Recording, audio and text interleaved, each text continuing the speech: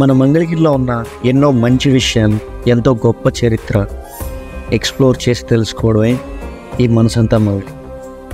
ఈరోజు మనం మన మంగళగిరిలో ఉన్న ఒక పురాతన శాసనం గురించి మాట్లాడు. అది ఎక్కడుందంటే అది ఉన్న వీధి పేరే శాసన స్తంభం వీధి. అసలు ఎక్కడ ఈ శాసన స్తంభం వీధి అని అనుకుంటున్నారా? అదే అండి, పొట్టి శ్రీరాములు బొమ్మ, పానీపూరి బండి.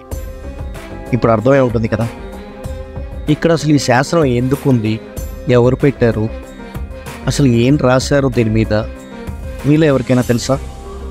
మన మంగళగిరిలో ఇదే ప్రశ్న మేము కొంతమందిని అడిగాం. వాళ్ళు ఏమన్నారంటే, శాసనస్తంభం గురించి చరిత్ర ఉందని నాకైతే తెలుసు, కానీ అది ఏంటి అనేది పర్టికులర్గా నాకు ఐడియా లేదు. అసలు ఈ జనరాశులకి ఏమని తెలియదు, నాకు కూడా సగమే తెలుసు, పూర్తిగా నాకు తెలియదు.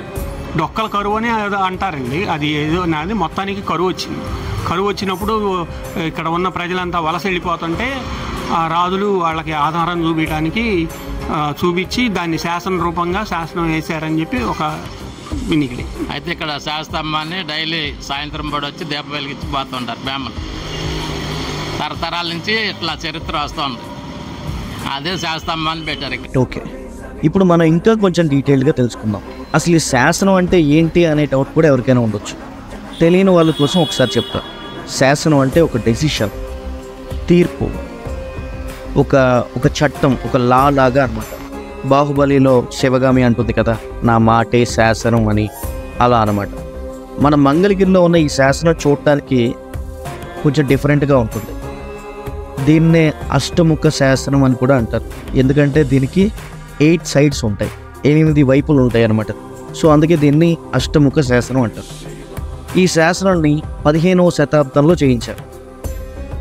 ఇప్పుడు మనం ఆ బ్యాక్ స్టోరీలోకి వెళ్తే 1568లో మన మంగళగిరి ప్రాంతం గోల్కొండ కుతుబ్షాల పాలనలోకి వెళ్ళింది. ఆ టైంలో కూడా మన మంగళగిరి అంటే చేనేతలే. 1593లో గోల్కొండ కుతుబ్షా వృత్తి పన్ను విపరీతంగా పెంచేశాడు. మంగళగిరిలోని పేద చేనేతలపై వృత్తి పన్ను మోయలేని భారంగా మారింది.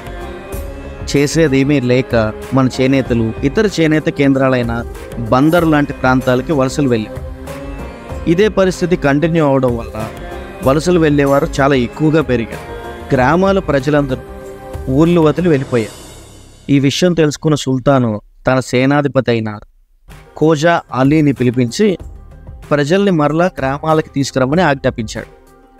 ఖోజా అలీ ప్రజలకు ఇలా చెప్పాడు, మీరు చెల్లించవలసిన లెవీని 4 దఫాలుగా ఇవ్వవచ్చు అని చెప్పాడు. లెవీ అంటే ట్యాక్సెస్, పన్ను. దఫా అంటే లైక్ ఇన్స్టాల్మెంట్ అనమాట. అంటే ఆ రోజుల్లోనే ఉన్న ఒక ఈఎంఐ పద్ధతి లాంటిది. అది మాత్రమే కాకుండా పుల్లరి పన్నును కూడా రద్దు చేస్తాము అని చెప్పారు. పుల్లరి పన్ను అంటే పశువులపై పన్ను అని అర్థం. ఇదంతా ప్రజలు నమ్మి తిరిగి రావడం కోసం ఒక శాసనాన్ని వేయించారు. అదే మన శాసన స్తంభం. నమ్మకం కోసం ఇది చేయించారు కాబట్టి దీనినే నమ్మిక శాసనం అని కూడా అంటారు. ఎప్పుడైనా అటు వెళ్ళినప్పుడు ఆ శాసనం చదవడానికి చూస్తారేమో.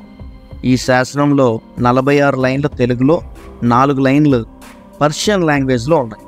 సో అది మన శాసన స్తంభం గురించి. నేను చెప్పిన వాటిలో ఏదైనా తప్పు ఉంటే కింద కామెంట్స్లో చెప్పండి. ఇంకొక మంచి మంగళగిరి మ్యాటర్తో మళ్ళీ కలుద్దాం. Signing off. మనసంతా మంగళగిరి.